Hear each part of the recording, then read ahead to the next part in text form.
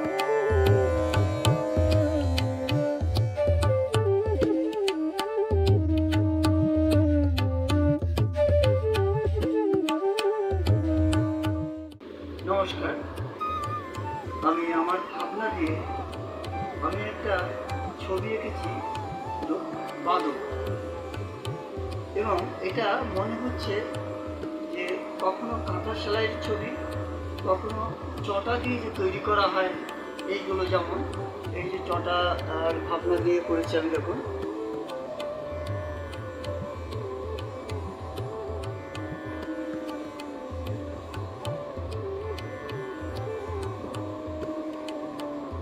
এই যে এমনি করে এই ছবিগুলো আমি করছি।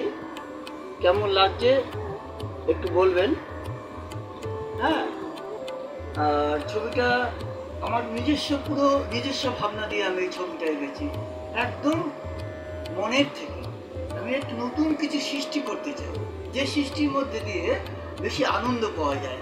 আজকে অসুস্থ শরীর হলেও আমার মনটা আমার অসুস্থ নয়, আমার মনটা আমাকে সবসময় কিছু করার তাগিদ জন্মায়। তাই নমস্কার, ভালো থাকবেন সবাই, সুস্থ থাকবেন। ছবিটা একটু দেখবেন। ছবিটা এখন সম্পূর্ণভাবেই করেছি, দেখুন কেমন হয়েছে। নতুন ভাবনা আমার।